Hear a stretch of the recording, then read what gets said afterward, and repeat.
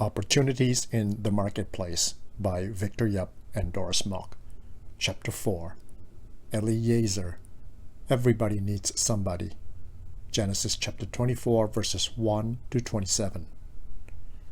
Once a domestic servant came to his master in great anger and told him, "Look, I am not going to serve you any longer, as you do not have any faith in me, though I am serving you so loyally for the past several years." "Master, what is the matter? I have faith in you. That is why I have given all the keys of the house, including those of the safe, to you." Servant: "No, you do not have faith in me, I'm sure." Master: "How do you say that?" Servant: "I tried all the keys, and not one fits the safe." Abraham buried his wife Sarah in the previous chapter, Genesis 23:19, and now he was old and well stricken in age, 140 years old. 100 when Isaac was born, Genesis 21:5, and 140 when Isaac was married, Genesis 25:20, with Isaac 40 years old. His son Isaac was not married and had emotional problems with the death of his mother, Genesis 24:67. Abraham's help, however, was not only in the Lord God, but in his chief servant.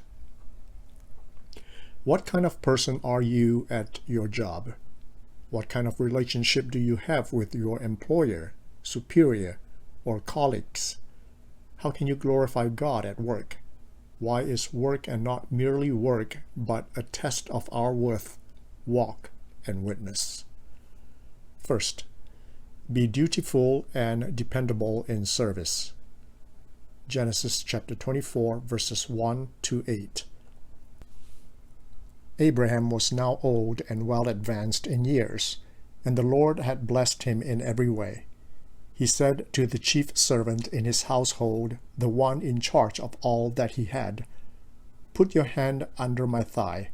I want you to swear by the Lord, the God of heaven and the God of earth, that you will not get a wife for my son from the daughters of the Canaanites, among whom I am living, but will go to my country and my own relatives and get a wife for my son Isaac." The servant asked him, "What if the woman is unwilling to come back with me into this land? Shall I then take your son back to the country you came from?" "Make sure that you do not take my son back there," Abraham said.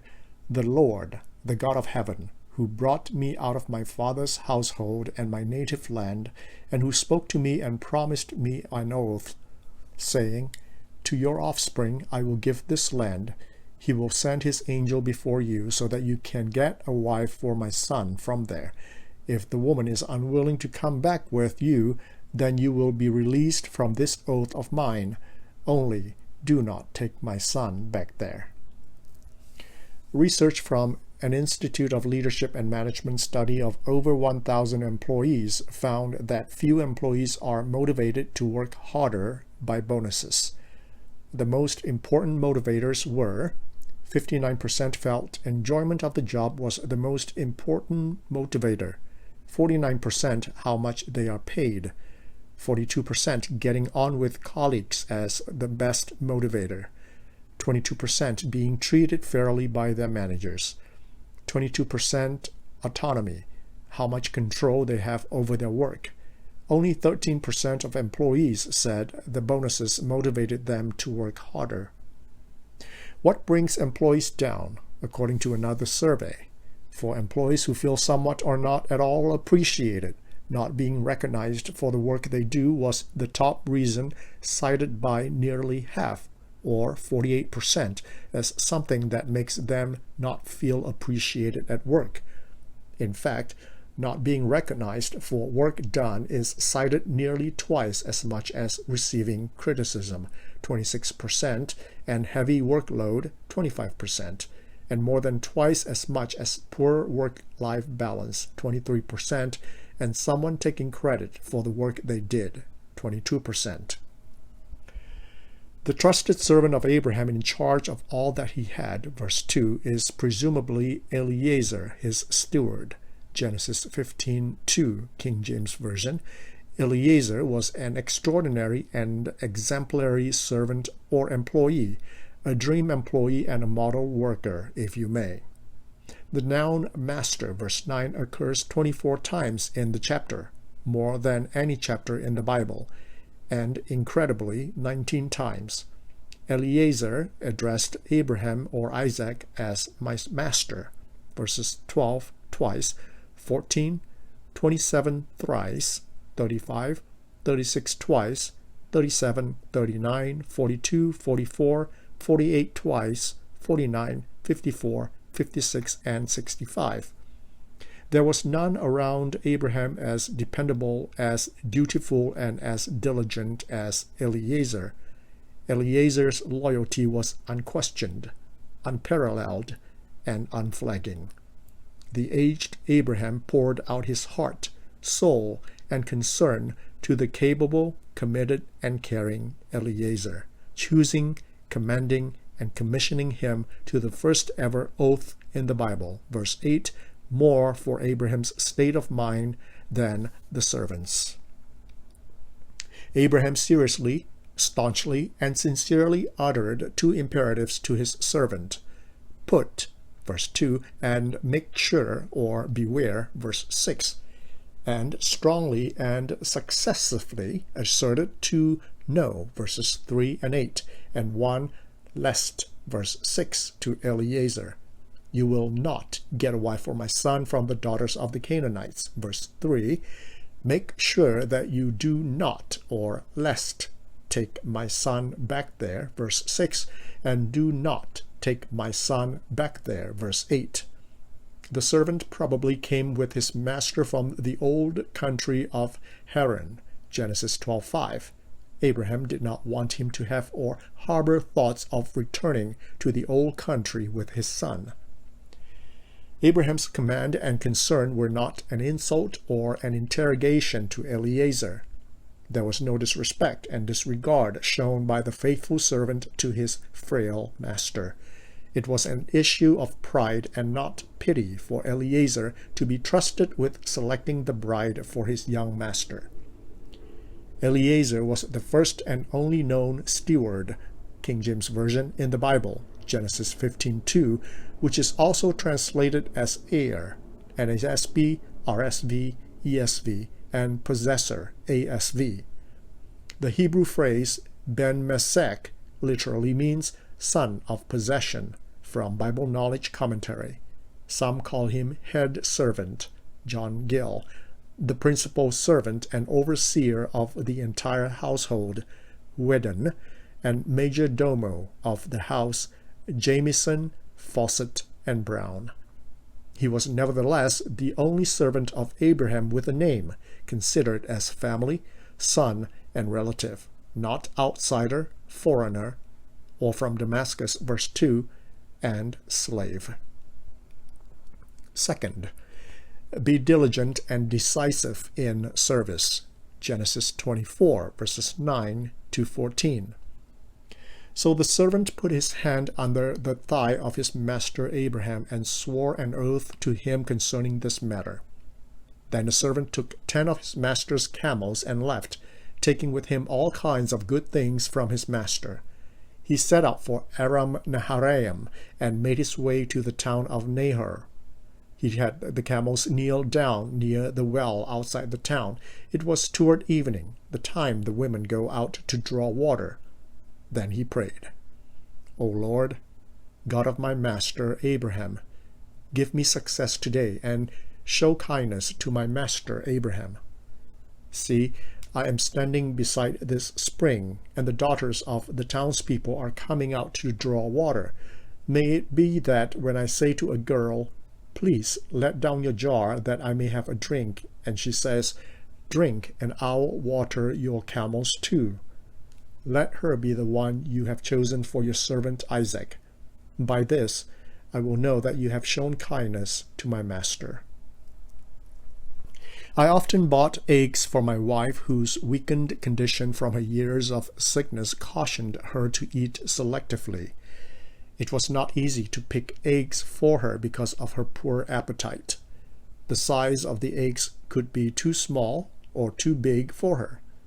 I have decided between buying eggs from Malaysia, Thailand, China, or Denmark. Also, there are normal eggs, ranch eggs, and organic eggs.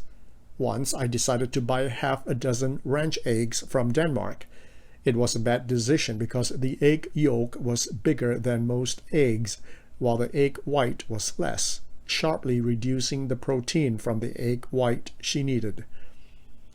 Eliezer was selfless, sincere, smart, and supportive.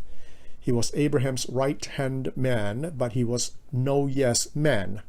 Unlike others, Eliezer was not a choosy, cranky, or clumsy servant, but had to think for himself and tackle questions head-on to know the possibilities as well as the parameters and prohibitions, verses 5 to 6. After all, his master was too old now, too far away, and too different from him to help.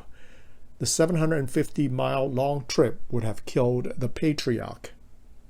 Eliezer was his own man, and he is the only person in 45 instances of what if in the Bible to ask what if not, verses 5 and 49, followed with a twofold take, verse 5, take your son back, in Hebrew, to check with his master.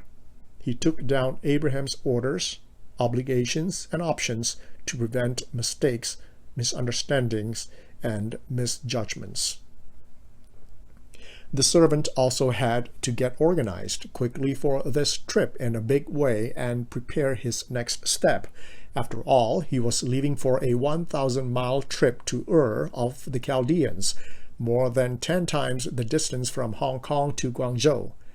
There were lots of planning, preparation, and personnel for the journey.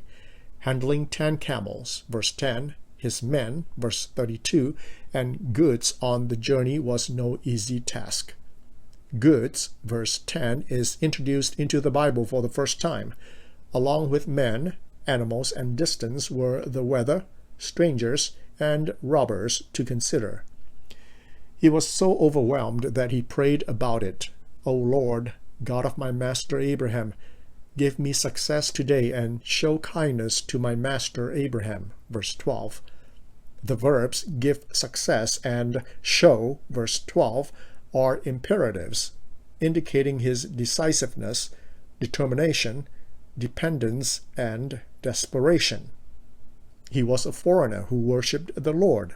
Verses 26, 48, 52, the most times the phrase appears in a chapter of the Bible, calling God Yahweh, the Jewish name for the Lord, or Yahweh, 7 times in the chapter, Genesis 24, verse 12, 27 twice, 35, 40, 42, 48, and 56.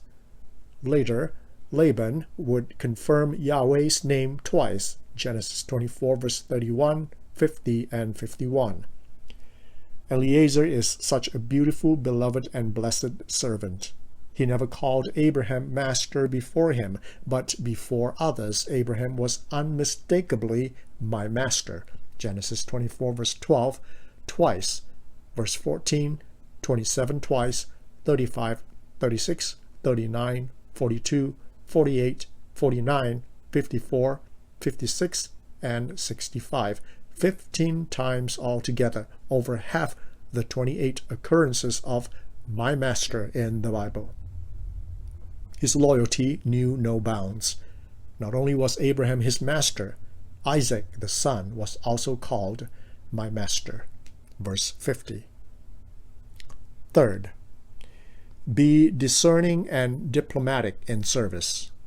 Genesis chapter 24, verses 12 to 27. Before he had finished praying, Rebekah came out with her jar on her shoulder. She was the daughter of Bethuel, son of Milcah, who was the wife of Abraham's brother Nahor.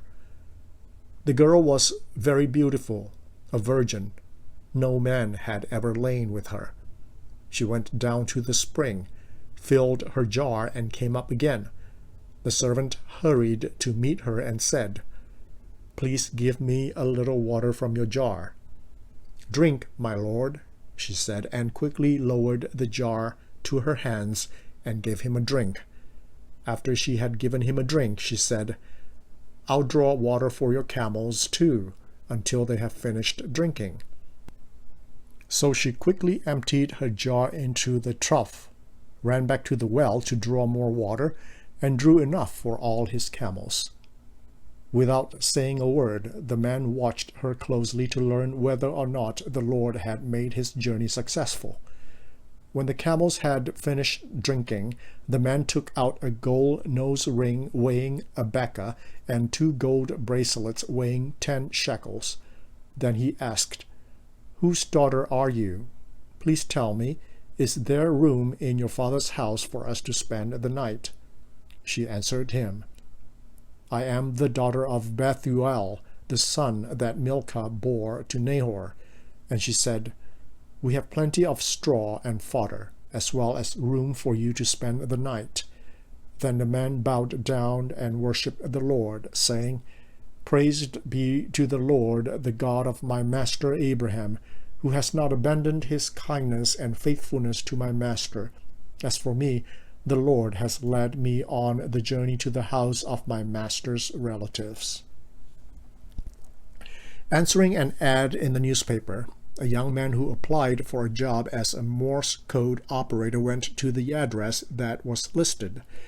When he arrived, he entered a large, noisy office. In the background, a telegraph clacked away. A sign on the receptionist's counter instructed job applicants to fill up a form and wait until they were summoned to enter the inner office. The young man completed his form and sat down with 7 other waiting applicants. After a few minutes, the young man stood up, crossed the room to the door of the inner office, and walked right in. Naturally, the other applicants perked up, wondering what was going on. Why had this man been so bold?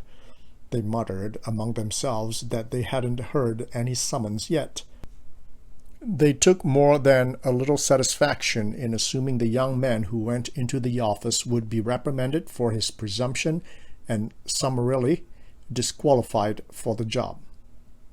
Within a few minutes, the young man emerged from the inner office escorted by the interviewer, who announced to the other applicants, "Gentlemen, thank you very much for coming, but the job has been filled by this young man."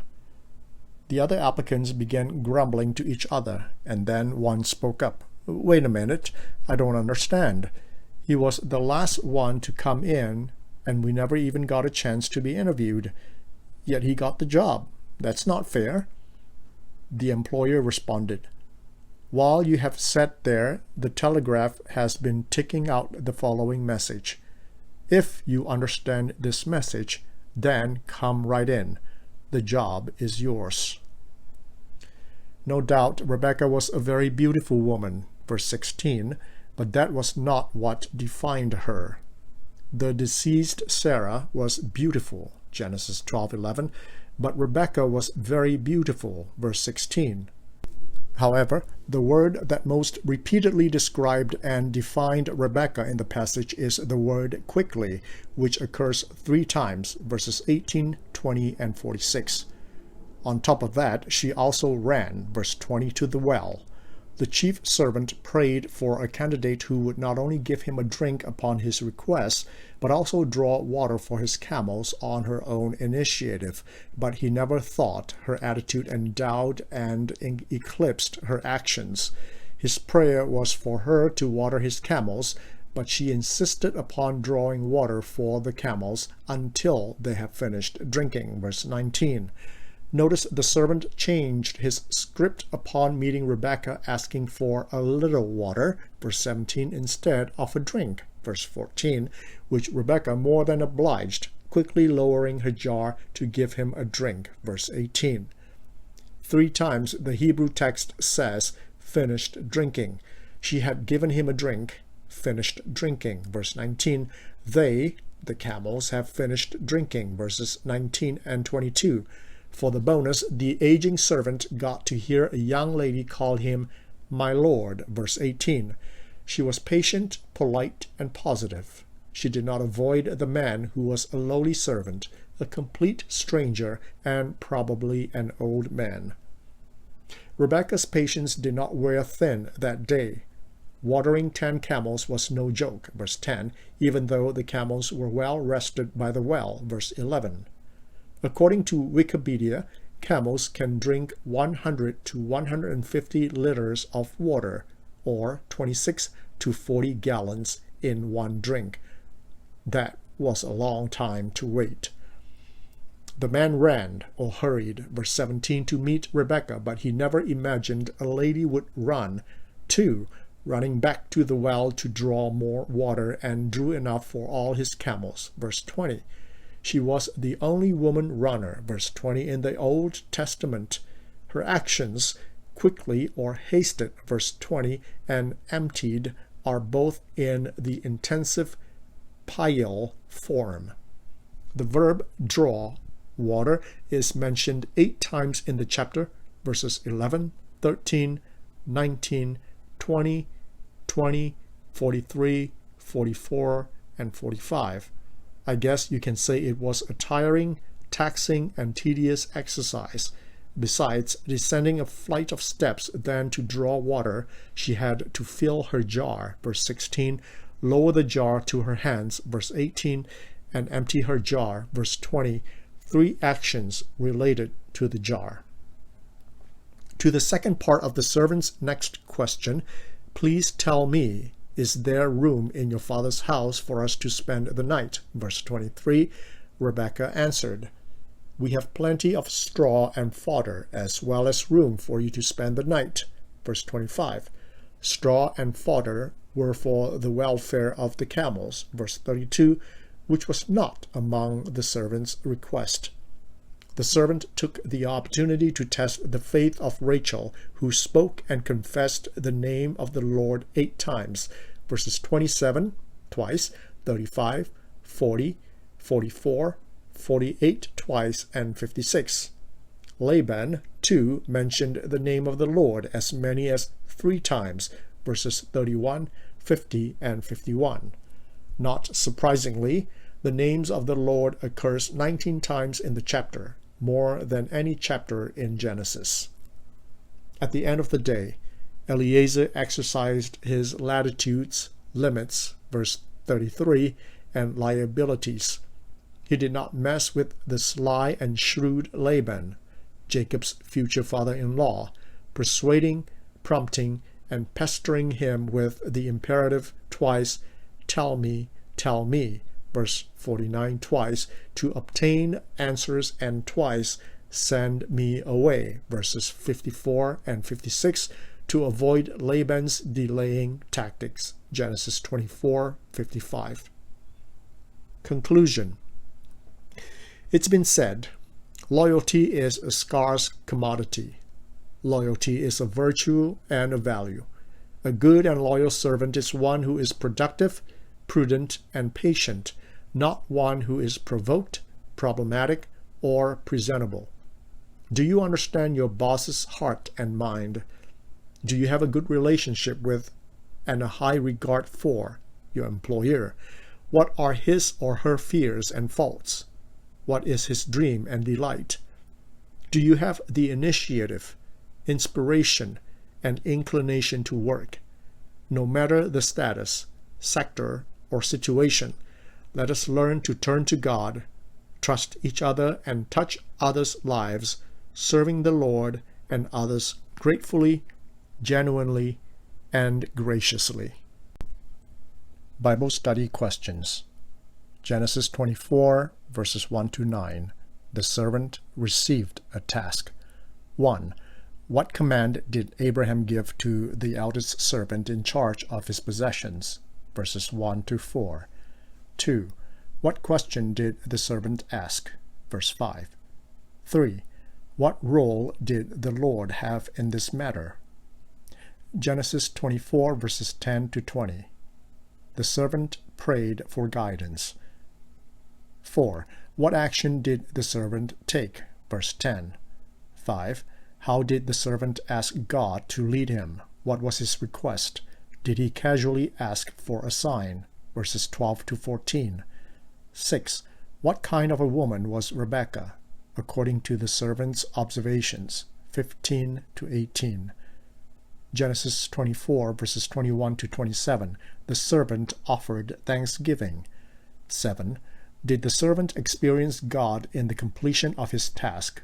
How did he offer thanksgiving and praise? Genesis 24, verses 28 to 67. The servant completed his task. 8. When the servant arrived at Laban's house, how did he accomplish his task? Why did he not want to stay longer there? 9. How did Laban and Bethuel answer the servant? 10. How did Rebekah respond? Verse 58. 11. How did the servant complete the last step of the task? Verse 66. 12. List the servant at worship in this passage. Personal application. 1. As an employer, who would you assign your important tasks? What would you consider? Do you rely on God or believe in people? And how would you entrust matters to God and seek His guidance? 2. As an employee, when you get a task, how do you entrust it to God? Do you seek His guidance? If the task is too difficult or beyond your ability, what would you do? 3. Have you experienced the miraculous leading of God in your work? Did you seek and worship Him at every step? Think of an example. 4. In a world that is busy working, do you feel that our faith is out of touch with our work and the tasks completed? Think of an example and meditate on how you can experience God's steadfast love. 5. How has this lesson helped you as a disciple of Christ to understand your role, identity, participation, influence, and relationship with others in the marketplace? Group sharing. Share with 2 or 3 group members your thanksgiving and worship of God for His leading in your career. 2. Share with the group members and encourage one another with a method to remind oneself not to forget to seek God at work.